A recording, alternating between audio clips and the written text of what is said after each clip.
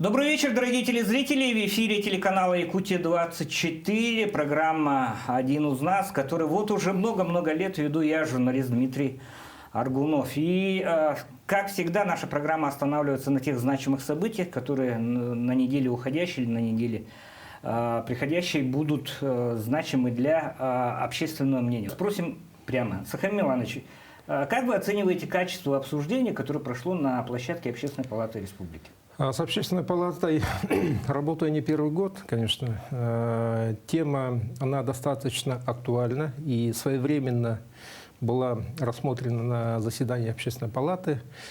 И, конечно, я успел выступить, высказал основные свои тезисы, основные направления работы по лесному хозяйству, которые существуют в Республике Саха-Якутия.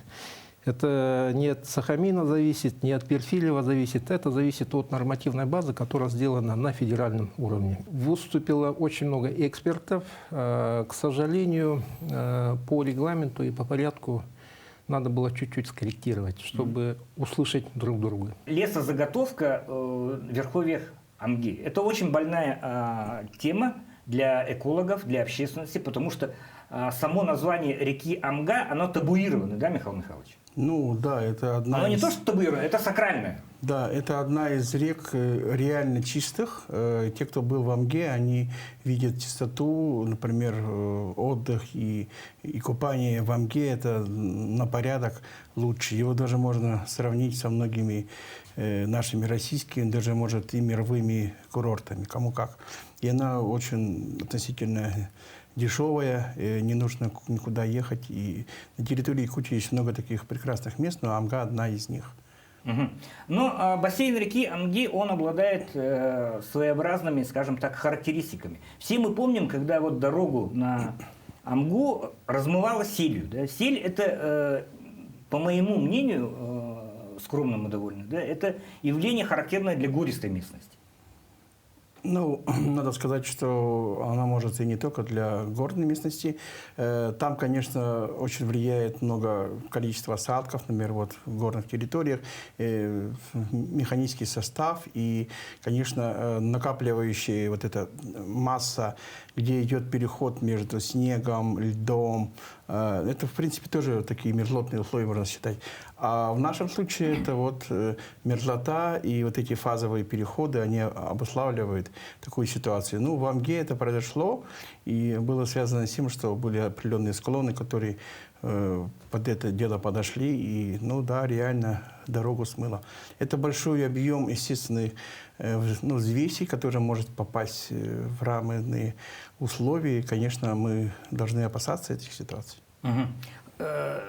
Начнем с следующего момента. Да? У нас вот общественность, которая собиралась не только на общественной площадке, еще и в муниципалитете Амгинском Улусе вели слушания тоже, да? Они все почему-то уверены, что решение о лесозаготовке в верховьях Амги было принято, внимание, в 2021-2022 годах, то есть относительно недавно. Давайте мы, как очень в курсе эксперты, Сахар Миланович, когда был сформирован лот по верховьям Амги? Давайте начнем с этого. История, она известна и прозрачна. 2015 год по решению правительства Республики Саха-Якутия уполномоченный орган исполнительной власти, это Департамент лесных отношений, это отдельный был орган, совместно с Министерством промышленности Республики Саха-Якутия провели лесоустроительную работу именно в той местности, где вот неоднозначное мнение. Да? В целях чего проводилась лесоустроительная работа и почему формировался лот? В тот момент промышленная политика Республики Саха-Якутия, стратегия развития Южной Якутии, Центральной Якутии, конечно, опиралась и на такой кластер, как лесопереработка. В связи с чем была учреждена компания, Алданская лесоперерабатывающая компания, господин Бахтияров. Он обратился в правительство, правительство дало поручение, и на основании этого поручения были проведены лесоустроительные работы. 2015 год. Это не вопрос 2022 года. Корни именно в 2015 году, чтобы обеспечить республику, бизнес и население пиломатериалами. В связи с чем Департамент лесных отношений заказали лесоустроительные работы. Лесоустроительные работы делают профессионалы. Это в основном филиалы Рослесинформа Российской Федерации. Они республике не подчиняются, они работают напрямую. И мы их не видим. Население их не видит, потому что каждое лето они находятся в тайге. Замеряют, делают описание, таксацию и так далее. По итогам вот лесоустроительных работ и по принятому решению появился этот лот, чтобы обеспечить потребности республики в пиломатериалах. 2015 год. То есть корни проблемы, они в 2015 году, вернее, ну не проблемы, а почему вообще у нас очень эмоциональное обсуждение этого вопроса складывается. Хорошо, 2015 год. Обсуждение же широкое начинается, ну, еще раз, подача общественников в 2021 году, когда глава республики заверил, что сплошной вырубки леса не будет. Мы к этому вернемся еще. Сплошной вырубки леса в верховьях Амги не будет. У нас есть основные правила и законы, по которым живет каждый из нас. Бизнес, органы государственной власти, субъекты федерации, федеральные органы власти. Граждане. Граждане тоже. Лесной кодекс. Что касается вот лесного фонда, все описывается в лесном кодексе. Одной из сквозных тем обсуждений, что в Амге, что в Якутске, было такое, что нужны изменения в лесной кодекс. Не нужно по тем же условиям, что и в Рязани, относиться к лесу у нас в зоне вечной мерзлоты. Зона вечной мерзлоты. Давайте, Михаил Михайлович, как представитель научной общественности, обоснуем это как знатный эколог. Ну, на самом деле у нас лесная наука уже давно эти вопросы изучает. Надо сказать, что в историческом плане даже о лесной науке вот первые работы, это даже не якутские, можно считать, лесоведы, это в том числе красноярские. Институт леса имени Сукачева там был создан. И у нас долгие годы работал стационар. Их сейчас это стационар уже Института биологической проблемы летозоны, это Спасская Падь. И там вот первые работы по мерзлотным особенностям, по всем циклам динамики происходили. Подсчетные были даже бонитетные работы, подсчет сколько, какие у нас. У нас на самом деле в реальности Якутии не очень высокая продуктивность, так называемый бонитет, но все равно он есть и в советское время позволял нашу лесную промышленность. Даже было министерство лесной промышленности, и ну, жители, наверное, знают, в лесопилке практически в каждой наследии, в каждом поселке они были, в каждом селе. И, соответственно, не надо было в Якутск ездить за качественным пиломатериалом, все делалось на местах, то есть отпускалось, сделалось. Поэтому, конечно, вот эти все вопросы, они ну, как-то были решены. Да? Соответственно, когда наступила новая экономическая ситуация, Российской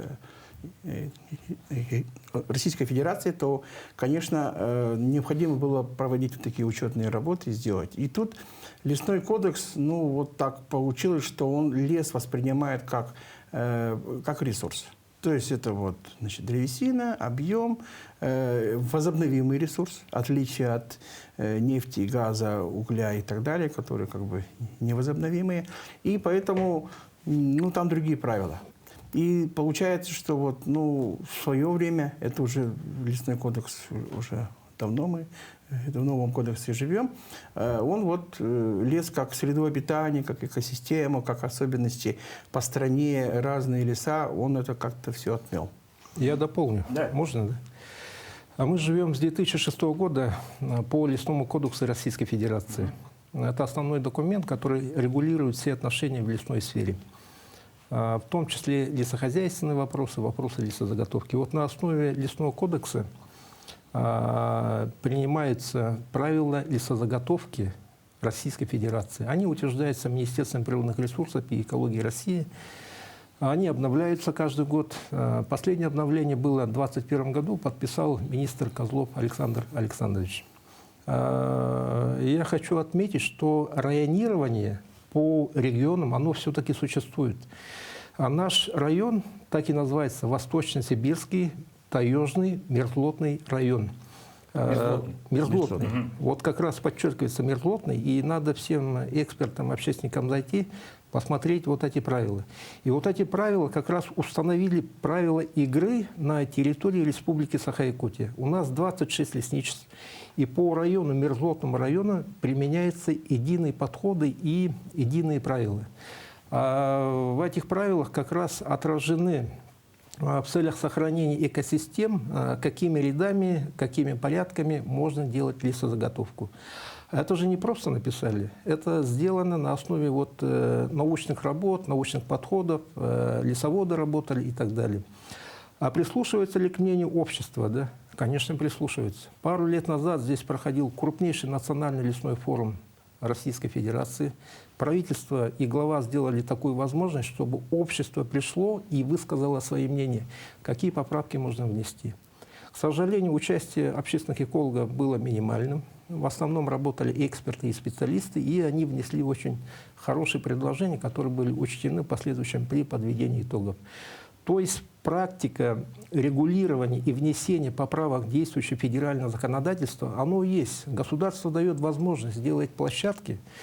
Вчера Кобылкин Дмитрий Николаевич, это профильный комитет Государственной Думы, проводил парламентские слушания по теме лесозаготовка в условиях экономических санкций. Вот прямо вот такая формулировочка была. Вынесли очень хорошие рекомендации. Тоже можно зайти в телеграм-канал Кобылкина и ознакомиться. То есть государство и Государственная Дума, законодатель, дают возможность субъектам законотворчества, либо общественным организациям, которые принимают участие, высказываться. Но проблема-то в том, что вот общество, ну, мы покричали, поругались друг с другом, да, ну, в рамках общественной палаты. Но вот те идеи, выработки, которые, наработки, которые сделали, надо же доносить до федерального законодателя. Есть и Ултумен, есть и правительство, и глава. И конструктивно, и вообще нормально можно корректировать законодательство.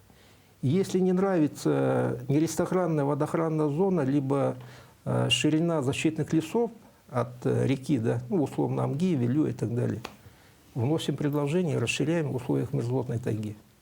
Это допустимо.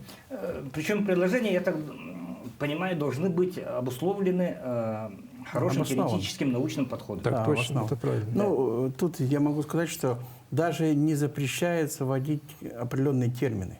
Вот последнее было совещание, там было предложено Исаевым Александром Петровичем мерзлотозащитный лес.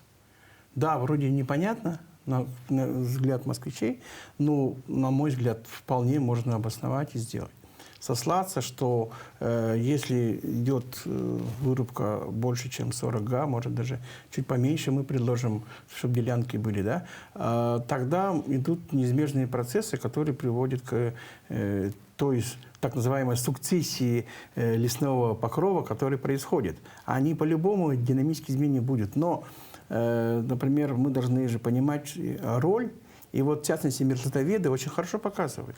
Они показывают те места и снижение лесистости. Это было в советский период. Ну, говорят, вот еще до сих пор не восстановилось. Ну, известно, у нас 140-120 лет надо, чтобы лес вернулся в исходное состояние. То есть, получается, еще время не наступило, оно идет. В Алдане чуть быстрее. Но я хотел бы сказать, что в реальности вот мы от этой встречи, которые, в принципе, ну, эмоции, конечно, они всегда должны быть. Общество должно быть эмоциональным, да, оно должно волноваться и беспокоиться. Органы власти должны на это реагировать. Если у нас есть полномочия, реагируем.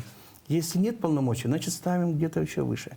Поэтому мы ждем реально хороших предложений, вот тоже там прозвучали. Они там тоже есть интересные, хорошие. И если там убрать отдельную там вырванная информация, например, что ну, кругляк пойдет за границу, в Китай, там, это уже все запрещено. Это же, мягко выражаясь, все уже знают об этом, что на уровне российском это запрещено. Но это вытаскивают, как будто вот так они сделают. Да не сможет ни одно предприятие вывести кругляк просто так. Это все, это же уголовно наказуемые структуры. Никто сейчас из бизнеса не хочет рисковать, на мой взгляд. Именно тоже так же. По кругляку. По пиломатериалам-то можно. Но переработка, это уже рабочие места. И то не все пиломатериалы. Да, там тоже ограничения. 10 сантиметров. Поэтому, соответственно, вот Мы ждем все-таки общественную палату. И тут надо сказать, понятно, есть парламент, есть еще, но есть еще другие органы, где народовластие существует. Это вот общественный экологический совет при Министерстве экологии, который вот Сахамин Иванович фактически поднял и одно из самых активных советов. Общественная палата это признает. Бугаева, можно спросить, он подтвердит. Есть еще общественные объединения, такие как партии, они тоже высказываются. Тоже пишут, и на высоком уровне вопросы идут. Поэтому я считаю, что состоялся очень неплохой разговор, но нужно его довести до предложений. Я, например, предложил, чтобы вот эти все предложения аккумулировались при таком вот органе, который мы считаем, он неплохо себя показал, это Общественный экологический совет при министерстве. Почему оно лучше? Потому что оно имеет представителей как людей с науки, так людей из, можно считать, из органов власти, там сидят представители министерства, так и общественников, которые ну, вот, полностью независимы. Это вот как конгломерат. В общественной палате, ну, там, если разобраться, специалистов, которые вот узко в этом плане, совсем немного. То есть процентное понижение ниже. Поэтому я считаю, что вот состоялся нормальный разговор.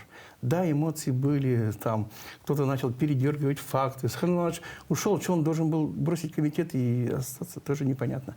Но потом реакция, информация. У нас, знаете, в чем проблема? Мы на самом деле перестали верить друг другу, слушать друг друга. Это происходит. Вот это все, на мой взгляд, началось чуть раньше, наверное, 18-й год, когда органы власти, например, максимально республиканские полоросы вот, Вилюй регион, оно максимально полностью отработало, но там пошел раскол. Росприроднадзор федеральный отказался от своих претензий. Министерство, которое возглавлял в то время Сахамин Иванович, до сих пор судится, бьется и отстаивает логику и позиции. И вот с этого момента как-то вот стало меньше доверия, что я считаю, что не есть хорошо, потому что органы власти у нас открыты и всегда апеллируют Арсению Сергеевичу, ну и он становится как бы такой атакуемой фигурой, который, в принципе, уже я в переводит. оправдание скажу, что атакуют любого представителя власти. Да. Вспомним проект газопереработки в Нижнем Бестяхе. Да? Это было чуть раньше. Вспомним еще более ранние проекты. Очень много тем было, которые будоражили общество, я их напомню. Это Тамторское месторождение редкоземельных металлов, это ракетно-космическая деятельность корпорации «Роскосмос», открытие районов падения, открытие метанольного завода, это не химзавод, это метанольный завод, был чистый проект, дальневосточный гектар. И все общество связывалось с угрозами и рисками для экологии. Но эти риски, угрозы, они все-таки есть, и с этими угрозами работают эксперты и профессионалы. Государство наладило все-таки систему.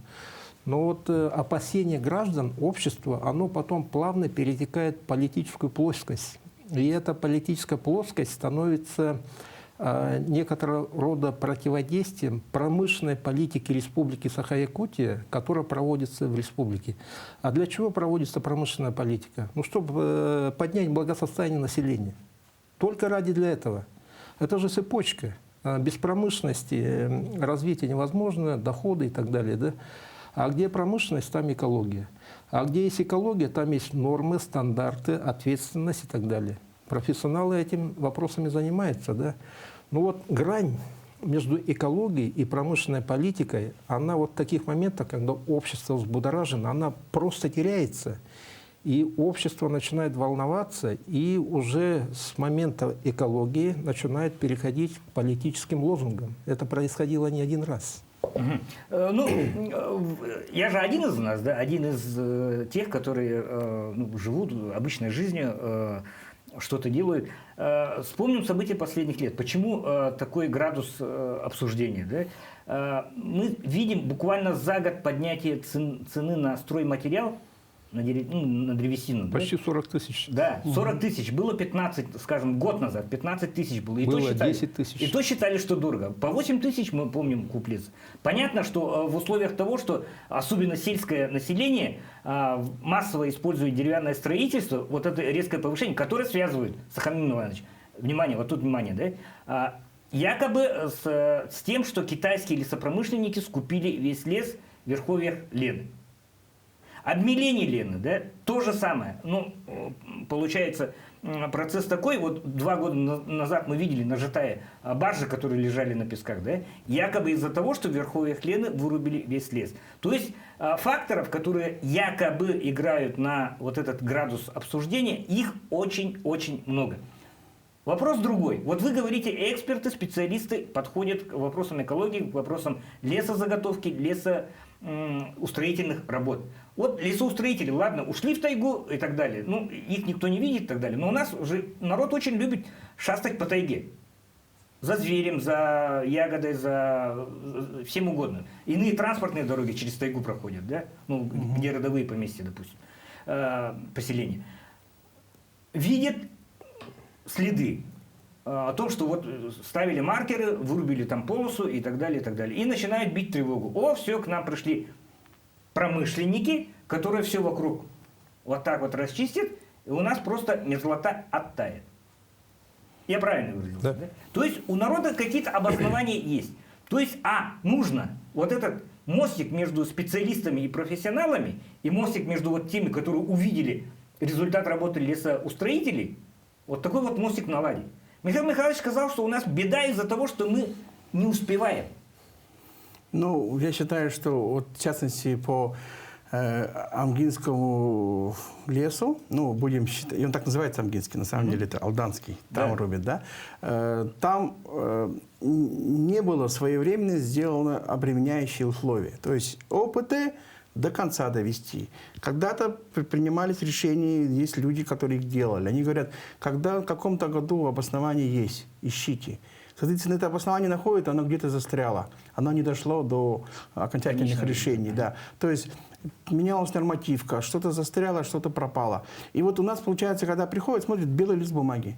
Ничего нет ограничивай. Ну и органы говорят, все нормально, ограничений нету. А на самом деле они есть. Вот, например, по охраняемым видам животных и растений. У нас в Якутии достаточно много процентовки охраняемых объектов. Они уже охраняются не по лесному кодексу, по другим законам. И, соответственно, если там происходит нарушение, то, соответственно, это будут штрафовать ту структуру, которая это допустила. То есть лесопользователи. Получается, и там вот таких видов, теоретически предположить, 27. Из них 4 таких отнесено к категории очень таких важных, ценных, не только редкостных, но и полезных, хозяйственных, важных, и одновременно редкие, и лекарственные, и так далее. Поэтому, соответственно, где они реально? Ну, мы что-то знаем, здесь где-то координаты, но это какая-то маленькая доля информации.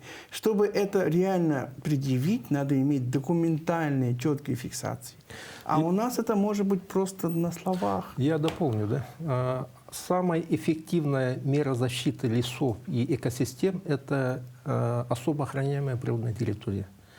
Есть федеральный закон, республиканский, и вот как раз система ОПТ позволяет ограничить ведение хозяйственной деятельности человека, даже пребывание человека. Есть такие формы, как заповедники и национальные парки. А что же все-таки произошло в бассейне Амги? Дмитрия Дмитриевича Савина уже все помним, да? Да. Величайший человек. Он же экспедицию провел. По итогам экспедиции что мы получили? По итогам экспедиции мы получили охрану экосистемы реки Амга. Что входит в эту систему? Заповедник Алекминский, Верхнеамгийский ресурсный резерват, Мондорочо, Карбыкан, Колма-Чапанда, Амга и так далее. Для чего создавали вот эти ОПТ федерального и республиканского уровня? А вот как раз защитить бассейн реки Амга. А получается, левый берег, он полностью и верховье Амги в охраняемой зоне. Вот проблемный участок, о котором мы говорим, он в этот участок по итогам экспедиции почему-то не попал. А почему не попал? Экспедиция же не могла вот пройти везде и этот участок отсечь. Могли бы на этом участке тоже запросто сделать, включить эту территорию вот по правому берегу Амги, границы Верхнеамгинского ресурсного резервата. Но в свое время эта работа проводились 25-30 лет назад. Не включили. Не включили просто. Значит, были основания, либо сочли, что эта территория не подлежит охране. Ну, у нас очень много вопросов, еще раз, по вот этим работам связано с мерзлотой. Да? С мерзлотой, вот вы сказали, что Якутия – это восточно-сибирская мерзлотная зона. Правильно. То есть связано абсолютно напрямую с мерзлотой. Да? Но у нас же мерзлота в республике, она не везде одинаково пролегает. Где пролегает граница вот этой сплошной Наоборот, мерзлоты? наличие подвалов. Да. Да. Я дополню на этот вопрос, я понял, да? Республика, она большая, 26 лесничеств. Из них всего это Алданское лесничество, Алекминское, Усьмайское и Ленское лесничество отнесены лесопромышленным лесничеством, лесопромышленным районом. Почему это происходит? Ответ в том вопросе, который вы задали. Опять же, вот наличие мерзлоты в тех районах: Алдан, Ленский, Алекминский, Усьмайский. В связи с минимальным наличием вот, вечно мерзлых пород, это же наука все-таки отрабатывала, да, их отнесли лесопромышленным. Там бонитет выше. Бонитет высокий, это значит, созданы природные условия, что лес произрастает. И Произрастает лес, это не Чурапча, это не Мегино-Кангаласский улус, это не Оленевский улус. И в связи с этими изысканиями эти же 4 района отнесли лесопромышленным районам. И долю и площадь эксплуатационных лесов лесники увеличили, и запас увеличили. Это же специалисты занимались. То есть все-таки, хотя у нас единый восточно-сибирский мерзлотный район, но внутри вот 4 лесничества различаются. Юг Якутии характеризуется тем, что фундаменты домов, они цокольные. И там можно обустраивать подвальное помещение, жить и так далее. Единственное, в центральной Якутии это у нас насыпные вот эти грунты, которые, опять же, тема отдельного разговора. Да? Вернемся к нашумевшим дебатам. Да? Виновники, ну не виновники, а субъекты вот этих обсуждений, вот эти лесопромышленники, Woodland-24 и как вторая там? Ангара, да. Они же сказали: о, ребята, если у вас так бурно все происходит, да, давайте мы аннулируем лот, сойдем. Почему этого не было сделано? Ну, отвечу я, наверное. Да, это вот на власть. Когда заходит арендатор, Михаил Михайлович, дополните, когда заходит арендатор, он на себя берет обязательства. По лесозаготовке 2 направления. Это договора купли-продажи, которые заключает население. Это годичные. Они не хотят брать на себя обязательства по лесоустройству, обустройству пожарных минерализованных полос и так далее, по работе с лесом. То есть определенный объем заготовили, 100 кубов, там 200, 300 и ушли, заплатили государству. А с арендатором что происходит? Арендатор берет на долгосрочный период. 36, там 46, 49. Для чего? Для того, чтобы обустроить свою там предпринимательскую деятельность, потому что лесники от него требуют наличия лесовозных дорог, противопожарных разрывов, сетку, ну и так далее. Там очень много требований по проекту. И он обязан это сделать, чтобы заготовить этот лес. Без этого его просто не запускают. При этом, если частник заходит на год и практически бесплатно заготавливает лес, юридическое лицо, предприниматель, он обременен договором аренды. Что это значит? Это значит, за арендуемую площадь, которая неравнозначна площади вырубки, либо лесозаготовки, он арендует территорию. Он должен платить в федеральный бюджет энную оплату. И он оплачивает. Если он энную оплату не оплачивает, арендные платежи, то договор аренды расторгается моментально. Либо уполномоченный орган подает арбитраж, и арбитраж практику имеет моментально. Плюс через суд взыскивает арендные платежи. И в случае вот с Ангарой, Вудландом, да, они, внеся арендные платежи, взяв на себя обязательства, а арендные платежи, они очень серьезные, это порядка 10 миллионов или там, 15 миллионов, захотели вернуть вот эту плату, да, которая ушла в доход бюджета Российской Федерации. Ну и пошли в суд, чтобы признать ничтожным сделку и с бюджета Российской Федерации взыскать эту сумму, которую они добровольно сами же оплатили. Но арбитражный суд сказал: извините, вы на себя взяли обязательства, арендный платеж оплатили.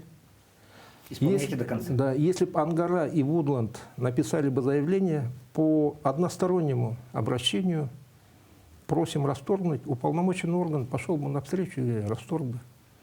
Внимание, тогда без возврата средств. Без возврата средств. Они уходят в доход бюджета Российской Федерации. То есть наши герои, они тоже, скажем так, не до конца понимают ситуацию и... Нет, почему? Они прекрасно понимают. Не, касаемо платежей. То есть они захотели просто у бюджета вытащить обратно... Ну, вот они как свои раз и платежи. понимали, что если подают в суд, то они смогут, если выиграют, вернуть обратно из бюджета Российской Федерации. И вот опять же стоит та мысль, которую я говорил на общественной палате, надо все делать вовремя. Если бы были бы обременяющие вовремя сделаны и так далее, они бы в другое место пошли бы. Тогда бы они не могли бы подать в суд. А тут они говорят, вот много информации, что есть обременяющие условия. А их пока нету. Теперь стоит вопрос пока. Вот можно ли, вот догонка, многие говорят, надо сделать там охраняемые территории, возродить те старые, найти кучу охраняемых видов и так далее, сделать. Задним числом. Ну, почему задним? Вот сейчас реально... Я предъявить. дополню, Михаил Михайлович. И стоит вопрос, можно ли, и тут думают, что горячий голос, вот если это вернуть, то можно изменить эти все вещи. Тут, наверное, более такой сложный клубок, и, наверное, таких условий-то, наверное, на ходу как делается, не делается. Тут вот общественность может волноваться, это ее право волноваться, а органы власти должны действовать по закону, который действует на тот момент. Я понимаю, что эмоции своих коллег, я в ряде случаев, например, по Вилюю был, и буду всегда на стороне, что если, как бы вот, перефразируя там, Жеглова, вор должен сидеть в тюрьме, виновник должен платить. И, между прочим, об этом уже потом, после Вилюя, говорил президент страны, когда по Норникелю там произошло, виновник должен заплатить. И сколько они заплатили, если помните? 120 где-то. Миллиардов. Бюджет Российской Федерации. Это прецедент был, да? Прецедент суперский. А мы как бы были преамбулой, получается, этого прецедента. Он не состоялся. И доказали в Верховном суде, Да. решение вступило в силу. Ну, Я дополню, да. Почему это происходит? Ну, опять же, надо работать правовой грамотностью от наших сограждан, которые живут именно на земле, на территориях. Что происходит? Общины живут, есть охотники, есть местные люди, да? А закон что смотрит? Либо распорядитель Гослесфонда. Государственную, публичную кадастровую карту. Публичная кадастровая карта на общем доступе. Можно зайти с телефона, любого интернета и посмотреть любой участок. Прежде чем начинать торги, аукционы и так далее, уполномоченные органы, в том числе прокуратура, смотрят наличие прав третьих лиц. А если община, либо юридическое лицо, которое проводит там традиционное предопользование, в свое время не оформили аренду лесного участка для рекреационных целей и не поставили на учет, их просто не видно. Просто не видно. В Алданском улусе что произошло? Опыты местно создали, это местное было. На учет ГКН не поставили, тоже не видно. Судья, уполномоченные органы, все смотрят наличие прав. Государство такую систему создало. Если мы права свои не подтвердили, то потом доказать, что земля была моей, очень трудно. Поэтому надо проводить очень серьезную работу. Я вот всегда консультирую, чтобы в рекреационных целях общинам и людям, которые живут на территориях, надо обязательно оформлять. Очень хороший пример Иенгра. Сейчас, где находится Ильгинское месторождение, они оформили в рекреационных целях свои угодья, земли. И недропользователь к ним пошел на диалог. Ребята, что вам надо, давайте, дайте нам допуск, построить аэропорт, дороги и так далее. То есть у вас есть заявленные официально права, ради бога, мы к ним... То есть государство, если родовые общины, если какие-то природоохранные зоны и так далее, они в официальном порядке оформили вот эти права, государство обязано к ним относиться, ну как, Правильно. ставить во главу угла. И это выходит как обременение, о чем мы говорили. Да. При наличии обременения третий, четвертое лицо, там, никто зайти не может. Это обременение можно делать в предохранных целях, опыты местного значения, либо место традиционного предопользования общины в рекреационных целях. Механизмы есть, порядки есть. Уполномоченный орган, Минартики и так далее, разъясняющие семинары постоянно проводят. Но вина ли арендатора, который на честном аукционе вот приобрел этот лот, да, когда мы, местные товарищи, не оформляем должным образом наши земли? Тоже вопрос. Хорошо, у нас время обсуждения очень, на самом деле, хорошего и полезного, я бы сказал, подходит к концу. Я не подменяю ни в коем случае любые площадки, хотя вначале и спровоцировал вот это вот замечание, но хотел было сказать. Любое обсуждение, оно всегда очень значимо, если есть определенный конструктив. Любое обсуждение. Согласны с этим? Согласны с этим, да? Чтобы был конструктив, там не должны звучать какие-то экстремистского плана, особенно сейчас, в 2022 году, в апреле месяце, да, какого-то экстремистского плана, призывы и так далее. У нас государство сейчас, скажем так, в напряженном поле работает. И вот эти моменты тем людям, в чьих интересах обсуждение вот этих территорий, связанных с, вопросов, связанных с экологией, с охраной лесов, с охраной природных ресурсов, они всегда должны идти в юридическом правовом поле. То есть, товарищи общественники, повышайте свою юридическую квалификацию, нанимайте юристов. Очень многие, на моей памяти известно, представители индейцев и так далее, они имеют договора с очень крупными юридическими организациями, чтобы те квалифицированно защищали интересы вот этих родовых общин. В данном случае получается, да? И без экстремизма, без каких-либо очень острых эмоций. Эмоции, как Михаил Михайлович говорит, они допустимы. Еще раз, тем более, когда у нас лес, древесина является основным стройматериалом, особенно для сельских жителей, да? Особенно сейчас, в условиях ценообразования современного, этот вопрос не может не вызывать огромный вот этот общественный интерес. Но я как пользователь, как потребитель древесины имею право же сказать: о, ребята, а там никаких там ничьих интересов не ущемляется в ходе вот этих работ. Поэтому спасибо нашим спикерам, Михаилу Михайловичу, замечательному представителю научной общественности, Сахамину Милановичу, который, еще раз говорю, наиболее компетентного, наверное, специалиста в области природоохраны не существует, поскольку долгое время Сахамин Миланович возглавлял соответствующий орган власти, да, и в курсе всех тех историй, которые вот возникло. Поэтому я предрекаю вам, Сахамин Миланович, очень, скажем так, такую внимание большое. Наша программа выходит после Дня Земли, после 22 апреля. Да? Та консолидация, которая сейчас уже намечается, она должна через различные, в том числе через парламент, где Сахамин Миланович возглавляет комитет соответствующий, и через органы власти, и даже через партии. В свое время, я знаю, некоторые партии писали, и вот многие действия, связанные с увеличением нормативов по лесной отрасли, увеличение обеспеченности, она делалась благодаря, в том числе, партийному давлению.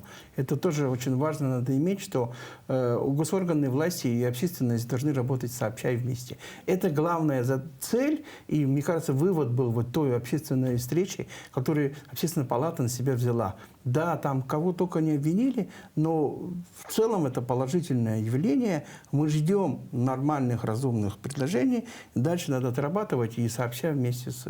Но опять же, не устаю повторять, неправильном применении определений и понятий, которые существуют. Вырубка лесов в Амге. Ну, ты тоже против, Михаил Михайлович тоже против, я тоже против. Я общественности так и сказал. Вырубки не происходит. Это статья 260 Уголовного кодекса Российской Федерации. В год у нас возбуждается до 10-20 уголовных дел. Есть межведомственная комиссия, прокуратура, МВД, ФСБ и так далее. Все за этим следят. Очень жесткая ответственность. До 7 лет. Ни один предприниматель, никто не пойдет на вырубку. Это однозначно. Поэтому неправильная подача, неправильное трактование словом «вырубка» возбудило общество. Я бы тоже возбудился и пошел бы протестовать в Общественной палате. Но лесозаготовка, которая проводится законно по всем районам, прилегающим к Амге, Амгинском, Алданском лесопромышленном районе. Она должна происходить. Если не нравится, то надо вводить изменения правил лесозаготовки и ограничивать конкретные районы либо лесничество. Это, во-первых, Общественная палата свою задачу выполнила, я считаю. Все-таки мнения разные были озвучены. Были и критика, были и нападки в мой адрес. Спасибо оппонентам. Прямо требовали отставки. Вот так до этого доходило. Критиковали должностное лицо Республики Саха-Якутия, опять же, с политическими мотивами. Это недопустимо. Это недопустимо и некрасиво. И не красит участников, Общественную палату. Поэтому конструктив во всем должен быть. Мы же, если болеем за какое-то дело, то должны вырабатывать решение, которое будет способствовать решению этой проблемы. Покричать, поорать, обвинить друг друга в чем-то, это всегда успеем. А надо же проблемы решать. Ждем конструктива. Вот на этой ноте я бы хотел закончить наш сегодняшний выпуск программы «Один из нас». Один из нас интересовался, почему народ так эмоционально воспринял деятельность двух компаний «Ангара» и «Вудланд-24» в верховьях Амги. Увидимся.